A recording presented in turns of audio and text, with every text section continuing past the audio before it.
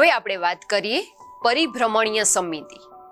પરિભ્રમણીય નામ સાંભળતા જ ખબર પડે કે જેમાં આકૃતિ છે તે વર્તુળાકાર પ્રકારની હશે અને તે પરિભ્રમણ કરતી આકૃતિ હશે.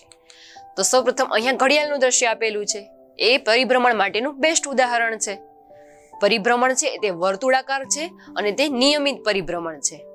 સમય અંતરે એક કલાકના અથવા કે એક મિનિટ અથવા કે એક સેકન્ડના સમયાંતરે તે એક સરખું પરિભ્રમણ કરે છે. તો કે અહીં ઘડિયાળના કાંટાને નિશ્ચિત બિંદુ લઈ ઘડિયાળના કાંટા ફક્ત એક જ દિશામાં પરિભ્રમણ કરે છે, તો એને પરિભ્રમણીય સમિતિ છે તે કહેવાય, કેમ કે તેનું કાંટાનું પરિભ્રમણ છે માત્ર એક જ દિશાનું છે. ત્યારબાદ બીજું એક ઉદાહરણ આપેલું છે, તે પંખો આપેલો છે કે પવનની દિશા જે બાજુ હોય એ બાજુ આ પંખાની દિશા હોય છે, તો એ પણ એક પરિભ્રમણીય સમિતિ છે તેવું કહેવાય. અહીં પંખાના પાંખિયા ઘડિયાળના કાંટાની દિશામાં પરિભ્રમણ કરે છે. જ્યારે કોઈ વસ્તુ પરિભ્રમણ કરે ત્યારે તેનો આકાર અને કદ બદલાતા નથી. વસ્તુ પરિભ્રમણમાં હોય ત્યારે તેનો આકાર અને કદમાં કંઈ જ ફેરફાર થતો નથી. તો આ છે પરિભ્રમણીય સમિતિ. ત્યારબાદ જોઈએ કે પરિભ્રમણમાં નિશ્ચિત બિંદુની આસપાસ વસ્તુ ફરે છે.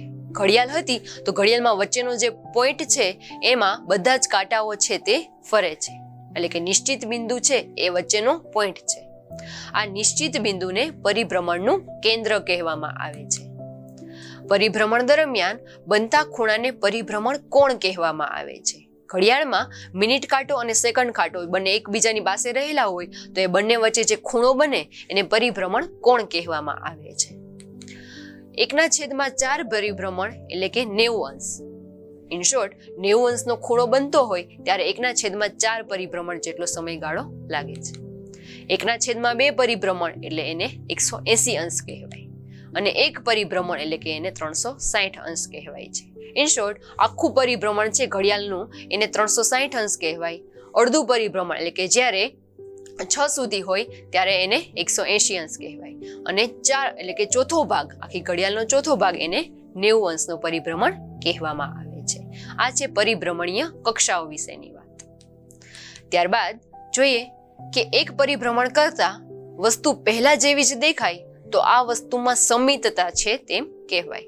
દાખલા તરીકે ઘડિયાળમાં આખું ચક્કર ફરે 12 વાગ્યાથી લઈ અને પાછા 12 વાગ્યા સુધી ફરે તો તેમાં વસ્તુ છે એમાં કંઈ જ ફેરફાર થતો નથી, એટલે કે તે વસ્તુ છે તે સમિતતામાં છે તેમ કહેવાય. કોઈ પણ આકૃતિને 360 અંશનું પરિભ્રમણ કરાવવા પરિભ્રમણ દરમિયાન જેટલી વખત આકૃતિ મૂળ આકૃતિ જેવી દેખાય તેને પરિભ્રમણીય સમિતિની કક્ષા કહેવામાં આવે છે. જો ઘડિયાળના ઉદાહરણ દ્વારા સમજીએ, ઘડિયાળમાં 12 વાગેલા હોય ત્યારે ફરીથી 12 એકવાર વાગે અને ફરીથી 12 બીજી વાર વાગે, એટલે કે આખા દિવસમાં 2 વાર 12 વાગે તો જે 12 છે એ 2 વાર વાગેલા છે એ 2 છે એ આપેલી આકૃતિની સમિતતા કહેવાય, જે ઘડિયાળના ઉદાહરણ દ્વારા વ્યવસ્થિત રીતે સમજી શકાય છે. અહીં આપેલું છે એક વ્હીલનું ચક્ર. વ્હીલના ચક્ર પણ એ પરિભ્રમણીય સમિતિનું બેસ્ટ ઉદાહરણ છે, કારણ કે વ્હીલ છે એક વખત ફરે, બીજી વખત ફરે અને અસંખ્ય વાર ફરે તો પણ વ્હીલના આકાર અને દેખાવમાં કંઈ જ ફરક પડતો નથી. તો આ છે પરિભ્રમણીય સમિતિનું ઉદાહરણ.